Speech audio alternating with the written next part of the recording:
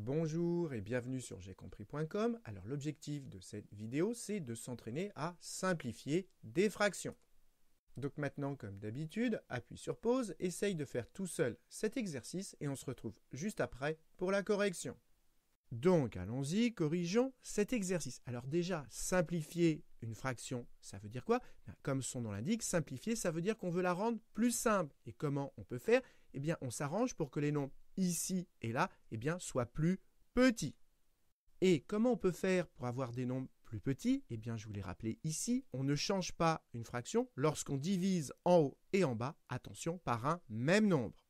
Donc, pour simplifier cette fraction, on va chercher un nombre qui divise à la fois 6 et 10. Et comme 6 et 10 sont tous les deux des nombres pairs, ça veut dire qu'ils sont tous les deux divisibles par 2. Donc, on va diviser en haut et en bas par 2. Donc, je l'écris, je marque que je vais diviser en haut et en bas par 2.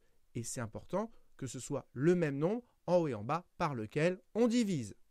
Et j'insiste parce que c'est très important, comme on divise en haut et en bas par le même nombre, par 2, eh bien ça ne change pas la fraction, donc ça reste égal. Et donc maintenant on y va, 6 divisé par 2, ça fait 3, et 10 divisé par 2, ça fait 5.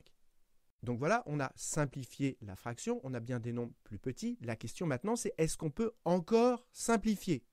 Eh bien, pour simplifier, 3, pour le rendre plus petit, on ne peut le diviser que par 3. Mais le problème, c'est que 5, ça n'est pas divisible par 3. Donc, on a terminé, on ne peut pas simplifier davantage.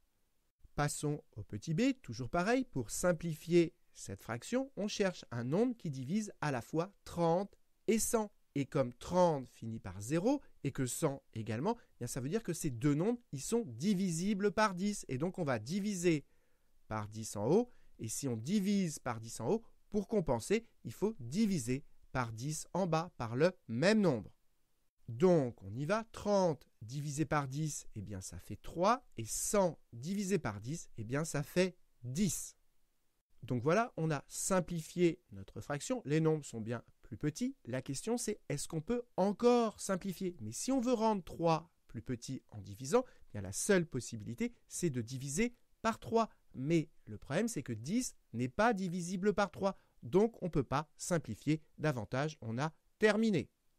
Passons au petit c. Et toujours pareil, pour simplifier cette fraction, on va chercher un nombre qui divise à la fois 5 et 20. Et vous savez que les nombres qui finissent par 0 ou par 5, dans les deux cas, ils sont divisibles par 5. Donc, c'est exactement ce qu'on a ici. Ce nombre, il finit par 5. Celui-ci, il finit par 0. Donc, ces deux nombres, ils sont divisibles par 5. Et donc, on va pouvoir diviser par 5 en haut et en bas. Et j'insiste encore une fois, il faut absolument diviser par le même nombre en haut et en bas. Donc, 5 divisé par 5, ça fait 1. Et 20 divisé par 5, ça fait 4. Et là, comme on a 1, on ne peut pas simplifier davantage. On a terminé.